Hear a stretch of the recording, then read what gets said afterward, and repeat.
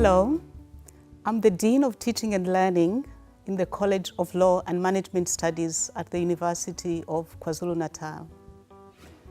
Part of my mandate is to increase access to the university, increase pass rates, and increase the throughput. So how do we develop academic literacies?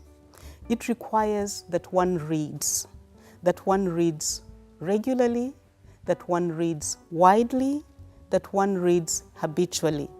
Not just the content of the disciplines, but also, in fact, especially non-content books. And this is why we have embarked on this book drive, to showcase the value of academic literacy and the role that reading a book can play in increasing academic literacy.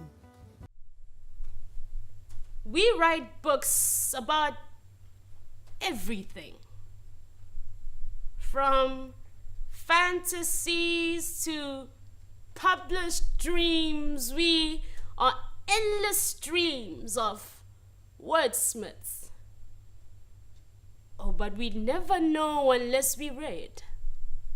How else do you earn knowledge unless you learn?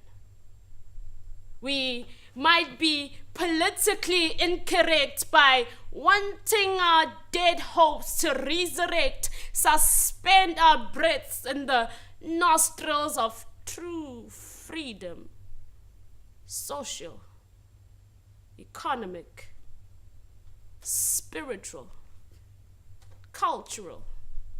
We are versed academics that know the antidotes to this pandemic of improper grammar, how let's eat grandma and let's eat grandma is only differentiated by a mark of punctuation called comma.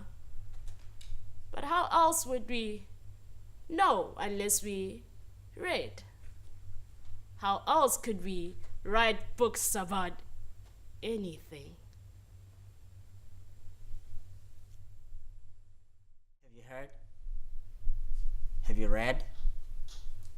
Are you glad? Are you mad? Or perhaps you're just sad and you're red in the face with anger because what you read is not what you heard, and what you heard is not what I said. For what you heard is not what they wrote, and what they wrote has made them presidents. Their words, your antecedents, and you just a resident. You can't imagine a nation wherein they are not kings and you just a thing. Now, if you have read, then here's a thought. Adam's apple stuck on his throat, and one that fell on Newton's head, bettered ideas we'd never had. And Stephen Jobs, that bite he had, made for an apple that never goes back. That bad. Leaders are readers, and readers have read how Beethoven's music is painted red, and how my red is not crimson red, how we read red from the sea of reeds, and how punctuation has changed what I said and given this rhyme a golden thread. So get those headphones off your head and get a book and have it read. And in time, with every page you turn, you will grow wiser as you learn. We read books by African kings about African kings, how they would shake a spear to get a better grasp out in the wilderness hunting. We read books by Shakespeare, the Great Gatsby, just to get a better grasp of the language of the Queen.